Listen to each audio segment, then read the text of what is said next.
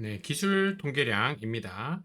앞쪽에서는 제가 뒤에 있는 이론들을 설명하기 위해서 뭐 데이터의 공간의 컨셉 같은 것들을 설명을 하고 있습니다. 한번 읽어보시면 좋을 것 같고요. 또 데이터가 있을 때 얘를 정렬을 통해서 순서 통계량을 계산을 할 수 있다. 여기 등장을 합니다. 그래서 줄 세우기가 예전부터 많이 쓰던 방법이거든요. 그 데이터를 작은 애부터 큰 애 순서대로 줄을 세워보면 제일 작은 값 등장을 할 거고 제일 큰 값도 제일 뒤쪽에 있을 거고요. 중간쯤 있는 중앙값이라든가 중위수 계산이 될 겁니다. 그럼 얘를 이제 비율로 생각을 해보면 최소값은 0%, 최대값은 100%, 중앙값은 50%가 될 건데요. 여기 중간에다가 0%와 50% 중간에 25, 50과 100% 중간에 75%를 집어넣어서 4분위수, 데이터를 25% 간격으로 4개의 구간으로 나누기도 합니다. 오늘날 우리가 정부 정책을 보면 10분위수 같은 것들을 많이 쓰고 있죠. 데이터를 우리 국민들을 뭐 소득 순으로 줄 세우기를 해서 10개 그룹으로 나누기 위해서 경계값들을 찾는 작업들을 하는 거죠. 얘는 상자 그림으로 시각화를 하고요. 이상치 탐지 같은 것들에 활용할 수 있습니다. 이상치 탐지 쪽에서 보면 Q3에서 뭐 Q1을 빼고 했던 이야기 있었는데 기억이 나실지 모르겠습니다. 네, 그게 여기 있는 우리 4분위수에 있는 숫자들을 가지고 작업을 하더라라는 거죠. 데이터에서 중심 측도라고 하는 거 혹은 위치 측도라고 하는 게 있습니다. 측도라고 하는 것은 너무 이렇게 뭐랄까요? 뭐 고민하지 마시고요. 우리가 쓰고 있는 통계 용어 같은 것들이 그 서양 서구의 것이 그 일본을 통해서 들어온 것들이 좀 많습니다. 그래서 일본식 한자 표현들이 좀 많아서 좀 어색할 수 있는데요. 얘는 그냥 매저 계산을 한 값이다라는 거예요. 데이터를 가지고 얘네들이 어디에 많이 몰려 있는지 예, 숫자를 한번 계산을 해보자라는 거고요. 대표적인 게 평균 있고요. 위에서 본 중앙값 중위수도 있고 또 최빈값이라고 하는 제일 많이 등장하는 값도 중심측도로 활용할 수 있습니다. 아래쪽에는 예시 한번 살펴보시면 좋겠습니다. 삼포 측도는 비슷하게 데이터들이 얼마나 넓게 흩어져 있냐 혹은 좁게 모여 있냐를 보는 건데요. 범위가 있어요. 우리가 범위라고 하면은 예를 들어서 제일 작은 최소값부터 최대값까지가 범위입니다라고 할 수도 있죠. 그런데 통계에서 기초 통계에서의 범위는 최대값 빼기 최소값을 한 그 길이를 의미를 합니다. 4분위 범위도 있죠. Q3에서 Q1을 뺀 값이고요. 분산을 계산을 해도 이것도 삼포 측도에 들어오게 됩니다. 표준 편차 등장을 하는데요. 표준 편차를 계산하는 이유는 위에서 계산한 분산은요, 단위의 문제가 발생을 합니다. 그 이야기 위에 등장을 할 거고요. 이걸 문제를 해결하기 위해서 루트 제곱근을 씌워서 표준 편차를 계산을 하게 돼요. 내려가겠습니다. 데이터를 처리하거나 변환을 할 때 정교화라는 이야기가 많이 등장을 하는데 여기 보면 노말이라고 하는 단어가 보입니다. 우리 게임 같은 데 할 때도 보면 노말 모드가 있죠. 여기에 번역을 하다 보면 정규가 되면서 정규 분포도 있고 정규화도 있고 다 노말이라는 걸 쓰고 있는데요. 사실 정규 분포의 정규와 여기 정규화에서 나오는 정규는 노말은 좀 다른 애고요. 이 정규라고 하는 이 노말이라고 하는 게 뭐냐면 다 규격화와 관련이 있어요. 그래서 규칙 안에다가 이렇게 집어넣고 틀을 잡는 것들을 의미를 하고요. 이게 나중에 가보면 이게 레귤러라는 단어랑 상통합니다. 뭐 제약이라고 하기도 하고 예, 여러 가지 표현들이 있는 한글 표현들이 있는데 노말과 레귤러 이런 것들이 등장을 하게 되면 틀에다가 맞추는구나 라고 이해하시면 됩니다. 그래서 정교화 중에서 첫 번째 방법을 보면 최대 최소 정교화라고 해서요. 요런 변환을 합니다. 최대값에서 최소값을 뺀 다음에 내 실제값에서 최소값을 빼는 거죠. 그러니까 만약에 여기 있는 실제값이 최대값이라고 해보면 분모와 분자가 똑같으니까 1이 될 거고요. 만약에 여기에 빨간색 동그라미에 최소값이 들어온다고 해보면 최소값 빼기 최소값이시니까 0이라는 값이 나오게 되는 거죠. 그래서 원래 데이터가 어떤 값을 가지든 상관없이 0부터 1 사이의 값으로 바꾸는 변환입니다. 이것도 규칙 안에다가 딱 틀에 맞추는 방법이겠죠. 그래서 최소값과 최대값을 쓴다고 해서 최소 최대 정규하고요. 0부터 1 사이의 값을 갖습니다. 중심화, 센터링이라고 하는 거는 이것도 역시 정구효화 방법 중에 하나고요. 각 관측치에서 평균을 빼게 됩니다. 그러니까 평균을 뺀 이 새로운 데이터의 평균은 이제 0이 되는 거고요. 척도화는 각 관측치를 표준 편차로 나누는 작업을 하는데, 그래서 이제 변환된 새로운 변수의 표준 편차가 또 1이 되는 거죠. 그럼 이 중심화와 척도화를 순서대로 적용한 걸 우리가 표준화라고 부르고요. 우리 표준 정규 분포 기억하시는 분들이 많을 거예요. 표준 정규 분포를 만들 때뿐만이 아니라 우리가 가지고 있는 대부분의 데이터에 대해서도, 다른 데이터에 대해서도 정규 분포와 상관없이 표준화를 적용을 할 수 있고, 변환된 데이터의 평균은 0, 표준 편차는 1이 됩니다. 공분상과 상관계수가 등장을 합니다. 이것도 우리가 아마 중학교 때를 때 배우는 거예요. 표준 교육 과정에 보면은 정규 교육 과정상 공분산이라든가 상관계수를 중학교 때 배우게 되는데요. 수식어로는 이렇습니다. 네. 오늘은 우리가 이론을 지금 이렇게 깊이 다룰 시간이 없어서 수식으로 이렇다라는 것만 정도만 설명드리고, 여기에 보시면 이게 일종의 중심화죠. 평균을 뺐죠. 근데 여기에다가 척도화까지 하게 되면 그게 상관계수가 됩니다. 그래서 척도화가 되었죠. 그렇죠? 중심화와 척도화가 되었기 때문에 무언가 평균은 0, 표준 편차는 1 그런 느낌이 생길 거고요. 그래서 두 숫자 변수 어떤 걸 집어넣든 상관계수는 이거 부호가 잘못되어 있네요. 마이너스 1부터 플러스 1 사이의 값을 갖도록 되어 있습니다. 그래서 여기서 평균을 빼고 표준 편차를 나누는 작업을 x, y 각각에 대해서 해준 거고요. 그래서 항상 상관계수가 마이너스 1부터 1 사이의 값을 갖도록 되어 있다. 1에 가까울수록 강한 양의 관계가 있고, 마이너스 1에 가까울수록 강한 음의 관계를 갖고요. 0에 가까우면 두 변수가 관계가 없다라고 말은 하는데, 이 공분상과 상관계수는 다 직선 관계를 설명하기 때문에 아래 보는 것처럼 이게 곡선의 관계가 있으면 상관계수는 0이지만 관계가 없다라고 단정을 짓기는 어려운 거죠. 추정과 통계 검정으로 넘어가겠습니다.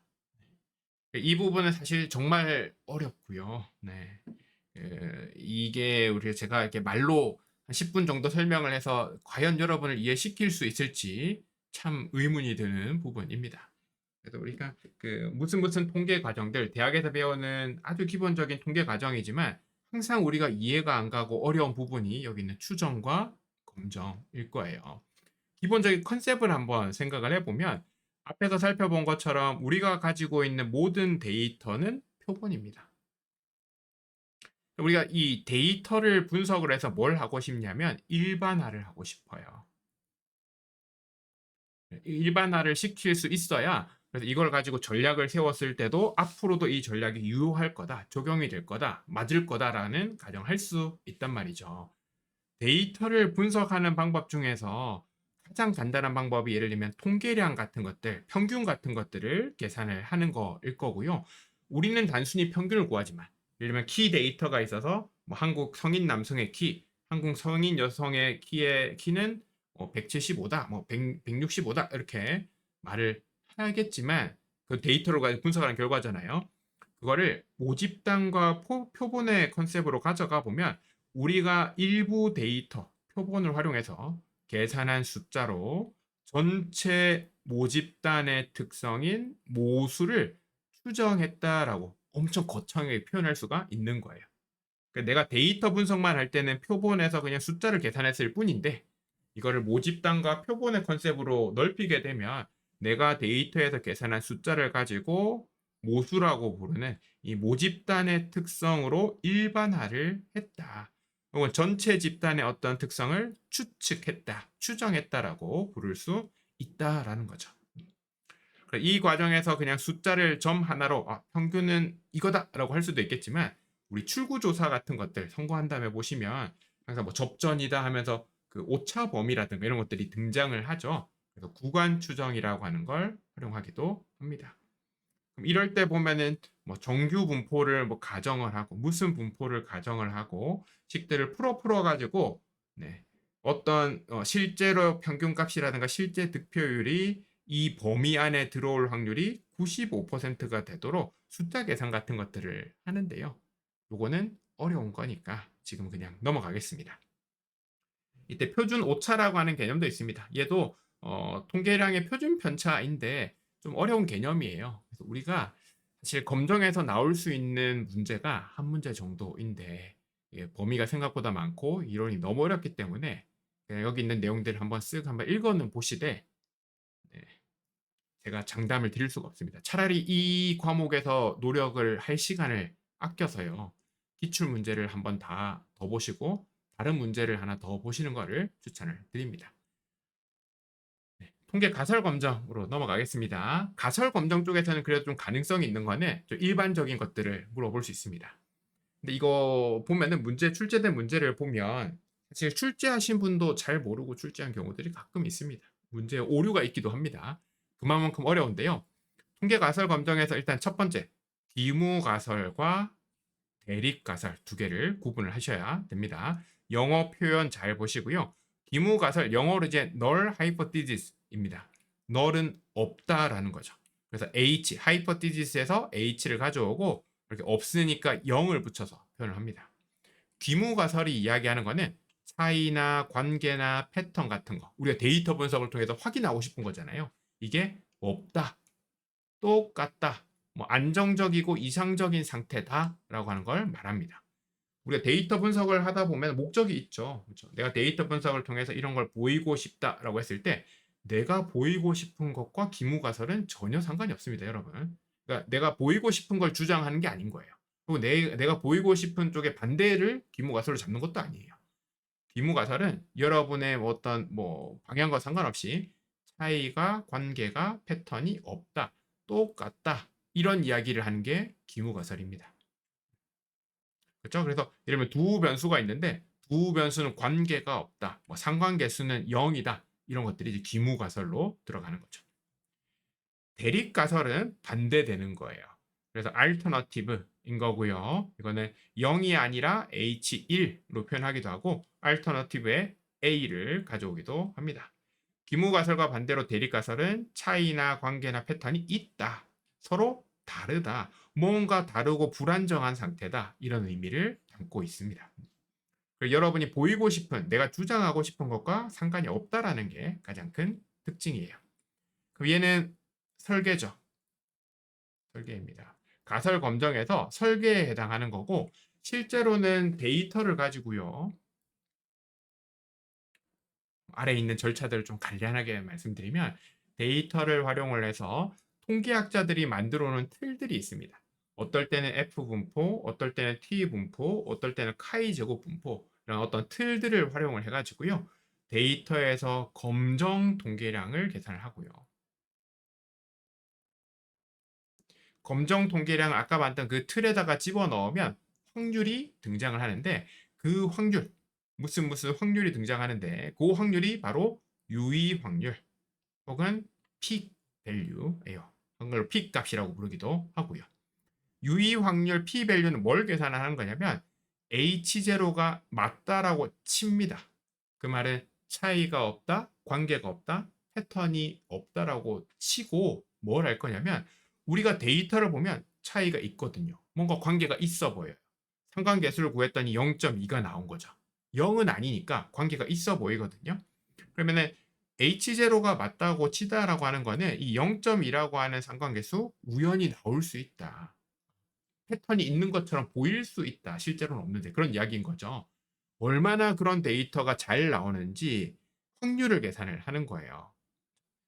그래서 확률을 계산해서 만약에 확률이 1에 가깝다라고 하는 거는 H0를 가정하고 그런 데이터, 뭔가 있어 보이게, 뭔가 느낌이 있는 것처럼 보이지만 실제로 느낌이 없는 그런 데이터가 나올 가능성이 충분하다니까 네가 데이터에서 본 거는 의미가 없다가 되는 거고요.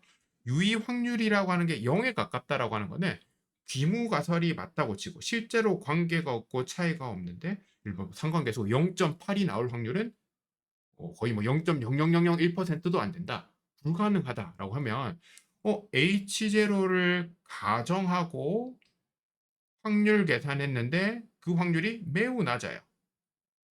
그럼 우리가 어떻게 생각하면 됩니까? 가정이 잘못된 거 아닌가? 라고 생각할 수 있겠죠. 그렇죠? 그래서 H0를 가정하고 계산한 유의 확률이 한쪽만 생각하시죠. 0에 가깝게 매우 낮게 나오면 네, 그 말은 귀무가설이 맞다고 치고 이런 데이터, 이런 차이가 나올 가능성은 없다라는 거니까 돌려각입니다. 그러면 귀무가설이 맞는 게 아닌가 보다로 가는 거예요. 그래서 H1 쪽으로 가는 거죠.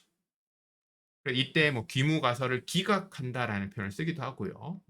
대립가설 H1을 지지한다라는 표현을 하기도 합니다. 그래서 여기 있는 통계 검정에서 많은 내용들이 좀 어렵긴 한데 이 정도 귀무가설과 대립가설의 컨셉이라든가 유의 확률의 느낌 기억하시면 좋을 것 같고요.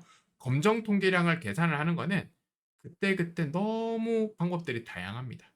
특정한 상황에서 계산해야 될 검정 통계량의 값이라든가 활용하는 분포들이 너무 다양하기 때문에 여러분이 지금 와서 배우기에는 좀 내용이 너무 많습니다. 자, 그러면 이제 경계가 필요합니다. 예를 들어서 여러분이 무슨 게임이 있는데요. 여기에다가 두 개 중에 하나를 선택하는 게임이라고 하겠습니다. 왼쪽에 있는 A 상자를 열지 B 상자를 열지 선택을 하는 게임이 있다.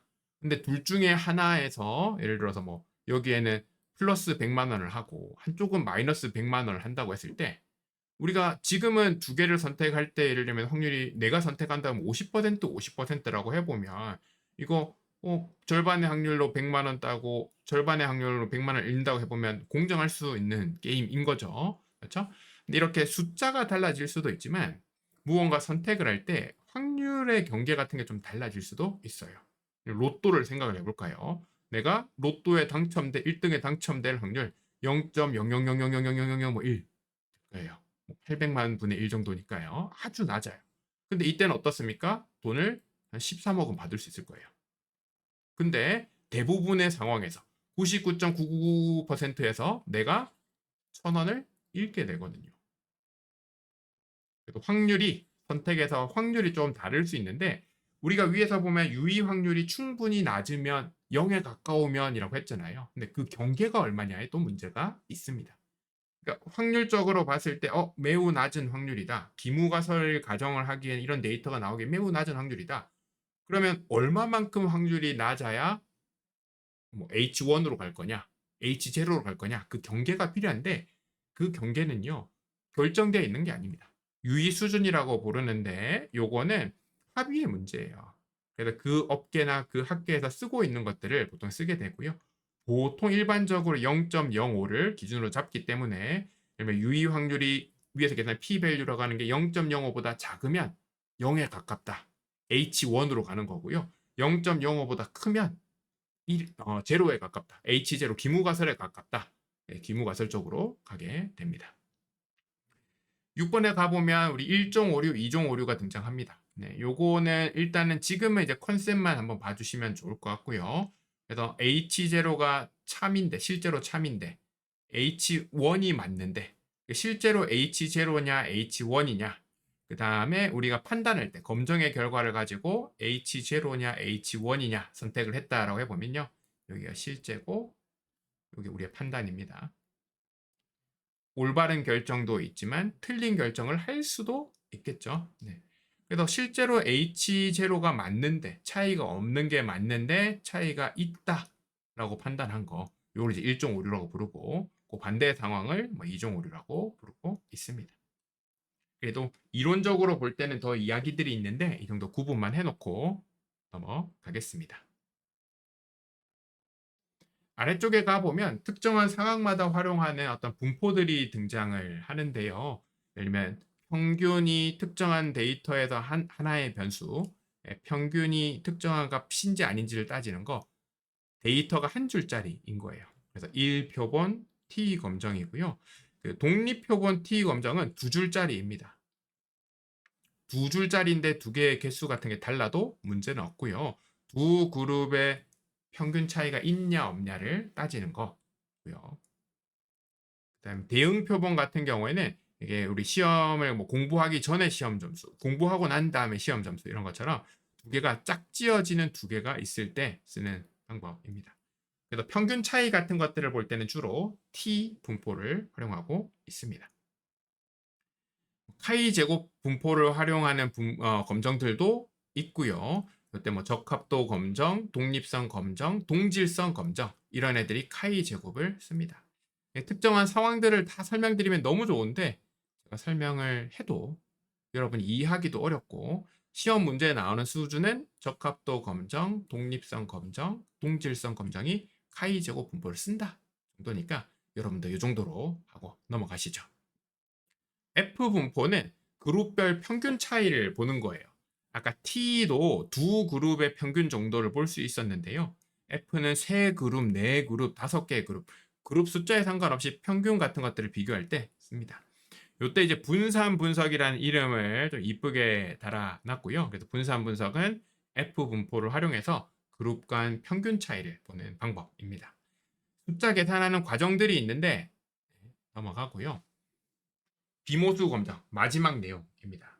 비모수 검정이라고 해서 위에 나온 것처럼 우리가 T 분포, 카이 제곱 분포, F 분포들은 다 정규 분포, 특히 표준 정규 분포에서 파생된 것들이에요. 그래서 이게 표준 정규 분포를 따르는지 안 따르는지에 대한 가정을 충족하는지 안 충족하는지에 대한 어떤 세부 절차들이 사실은 다 있습니다. 그래서 그거까지 다 따져가지고 검정을 해야 되는데 이 뭔가 그 테스트, 사전 테스트를 통과하지 못한 경우들이 생겨요. 표준 정규 분포를 따르지 않는다라고 했을 때 T 분포, 카이 제곱 분포, F 분포를 활용한 검정은 못 쓰거든요. 그럴 때 쓸 수 있는 검정들이 이제 비모수 검정이라고 해서요. 얘네들은 보시면 부호, 플러스냐 마이너스냐, 우리가 임계값, 경계값이 있을 때 그것보다 크냐 작냐 같은 걸 나눈다거나 순위 같은 것들, 어떤 애들이 크고 작은지 순위 같은 것들을 활용을 해가지고요. 위에서 나온 어떤 분포에 대한 그 검정들을 좀 대체하는 방법들이 있습니다.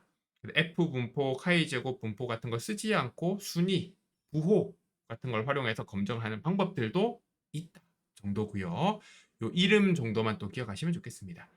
세부 내용을 물어보는 문제들은 지금까지 거의 없었던 것 같아요. 그래서 다음 중 비모수 검정이 아닌 것은 정도의 수준의 문제니까 윌콕슨 부호순위 검정 혹은 이름만 영어로 등장할 수 있습니다. 아래쪽에 가보시면 윌콕슨 순위합 검정 혹은 맨 휘트니 유 검정, 크로스칼 왈리스 검정, 프리드먼 검정 어떻습니까? 다 이름이 많이 등장을 하죠. 그렇죠? 그래서 이름이 나올 수도 있고 뒤쪽에 있는 이런 랭크썸 테스트 검정의 방법들이 나올 수 있는데 이런 애들이 비모수 검정이다라고 하는 거, 그 목록만 기억하시면 충분합니다. 네, 여기까지 해서 우리가 머신러닝 이전까지 내용들을 좀 같이 한번 살펴봤는데요. 하나하나가 어렵습니다. 네, 내용이 참 많고 어려운 것들이고요. 특히 오늘날의 이제 데이터 분석으로 가보면 위에서 우리가 다뤘던 뭐 모집단과 표본의 개념이라든가 통계 검정의 입지가 좀 많이 줄고 있습니다. 통계 검정을 쓰지 말라는 건 아닙니다. 상황들을 봐야 되는데요. 아직도 연구나 실험 쪽에서는 당연히 실험 계획이라든가 그 과정에서 뭐 통계 검정, 어떤 검정을 활용할 것이고 데이터를 어떻게 처리할 것이냐 좀 많이 중요한데 그것을 벗어난 나머지 대부분의 일반적인 분석 환경을 보면 거의 다 알고리즘을 활용을 하는 쪽이 좀 대세로 자리를 잡고 있습니다. 그리고 시험 문제를 보더라도 확실히 그런 경향들이 좀 두드러지는 것 같아요. 위에 나왔던 기존에 있던 뭐랄까요 분석 통계 방법과 관련된 좀 개념적인 문제를 묻는다기보다는 머신러닝 방법 쪽에서 어떤 방법들이 있는지 혹은 이런 특성을 가지고 있는 알고리즘의 이름은 뭔지 이런 것들 물어보는 문제가 많이 출제가 되고 있습니다. 물론 아래쪽에 등장할 머신러닝의 내용들이 쉽다라는 건 절대 아닌데요. 그 문제의 출현 빈도라든가 혹은 난이도라든가 유형을 봤을 때 시간이 엄청 많은 게 아니잖아요. 그리고 또 우리가 이해하거나 머릿속에 집어넣을 수 있는 내용에 한계가 있기 때문에 타협을 해야 됩니다, 여러분. 위쪽보다는 지금부터 이제 살펴볼 머신러닝 쪽에 조금 더 힘을 실으시는 걸 추천드립니다.